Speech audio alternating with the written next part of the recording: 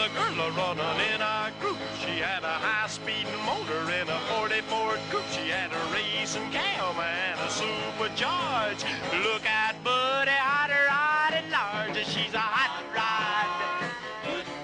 She's a hot rod.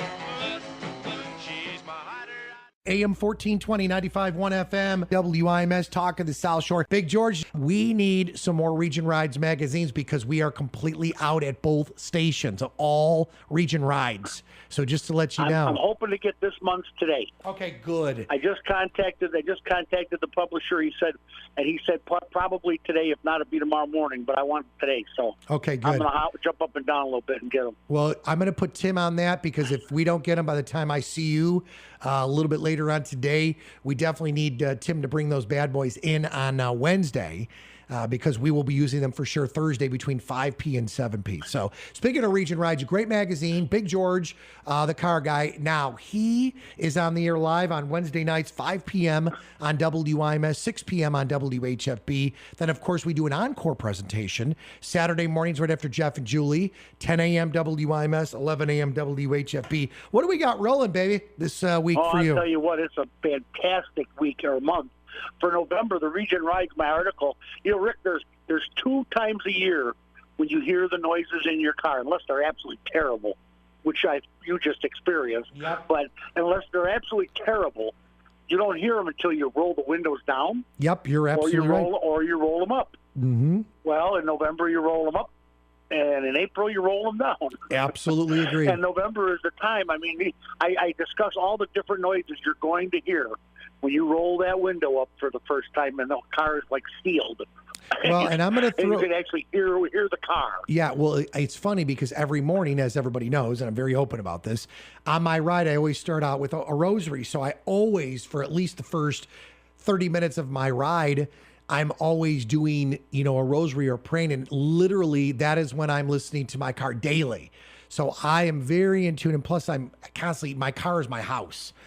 So it's like, I'm just like a lot of us that travel or do stuff, or work and constantly on the go. So that is a great thing to do because I'm telling you, I have at many occasions, including recently, called Big George and said, hey, dude, I've got this going on. He's like, ooh, that does not sound good. Bring it in.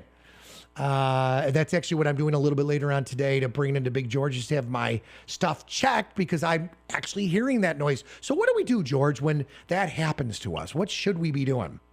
Well, you know what? Noises are never good, Rick. Never good. The cars are made to operate smoothly and quietly.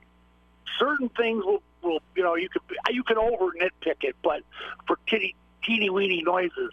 Right. But the actual noises that you hear, you're the driver. You know when that car's right and when it's not. And my guys are trained. When they go for a ride with a customer and he complains about a noise, he knows. The customer knows because he drives it every day. He knows this car is making the same noise it always has, or this car's got a brand new noise. And we need to find out what that is before it becomes a brand new failure. And that's the whole point. Here's a question that just came in from Amanda. Ask George if he wouldn't mind. I'm looking for a nice little car for my college gal, and I want to know what would be the best way to know that the pre-owned car is the best one to use. Should she be looking for some paperwork on that, George, or should, kind of that checks that? And that's a great question, Amanda. Thank you. Well, if you're going to go buy a used car, the big box stores, CarMax, and there's a couple other ones out west, that they don't keep junk on their lot. So you got a better chance of getting a good car going there, a low mileage, good car. What you need to do is get an in with one of the guys in the dealer that's a salesman of some sort, or even a mechanic or anybody, parts man, when the lease cars come in. They come off a lease at about 30,000 miles. That's when you can pick up some really good deals on cars with low miles that have been maintained because, if you lease a car, you have to keep it up. Otherwise, they deduct it at the end. Yep, you're right. So, the car's been taken care of.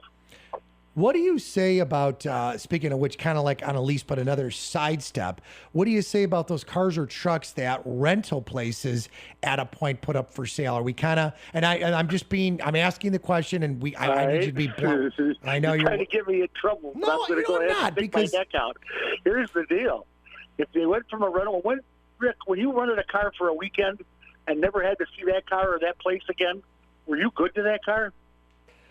I would say I think like most people, they respect it, but I don't think they care. I'll say it like that. Absolutely don't care. Right. My buddies and I, when we went on our trips to sporting events and stuff, we'd rent a car. We were forever Dukes of Hazzarding that thing down the road. Yeah, we were crazy.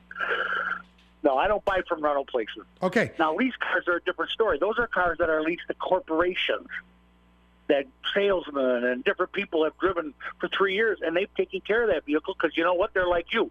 That car is their office. They need it. I am with you on that, and I'm actually looking at as people are sending me stuff. Great input from Big George. I love it, and I beat the heck out of my rentals. Somebody said that. That wasn't me saying that, people. It's just the way it's a natural phenomenon. Yeah. This is not mine. Why should I care? Well, you're right. You're absolutely right.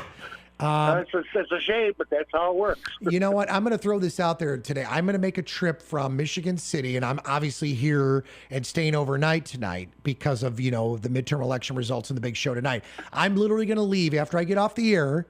I'm going to leave here and drive 40 minutes the other way, get off at Torrance, go over to Ridge and see Big George. What's your address, by the way, over at your place? It's actually 3210 Ridge Road. Okay. But that's the corner of Ridge and Burnham. Okay. Burnham Avenue is Avenue O in the city of Chicago. Okay. Everybody in the world knows that. So it's just straight south on Avenue O out of the city. All right. So very easy to do that. Any of you jumping off 8094, get off at Torrance. You could actually get off at like Kennedy Avenue too, and the Boulevard, Indianapolis Boulevard, because Ridge Road, which is right by Theater at the Center, which by the way, if you're going to have lunch, go over there by Blue Top and go see Big George. You can fly right down Ridge. Am I correct on that? Yeah. Oh, absolutely. Anything that comes south from the expressway ends up on Ridge Road. Awesome. Well, we have to roll because we got so much business to take care of on this final day leading into what is the midterm election day. People are voting. Get out there. I will see you a little bit later. Live free or die, buddy. Yeah. I'll see you a little bit later on, okay? All right, Rick. Thanks, Bye-bye. man. Appreciate it. Rock on. Rock on. AM 1420, 95.1 FM, WIMS, Michigan City, a Girard Media Company, streaming live at WIMSradio.com.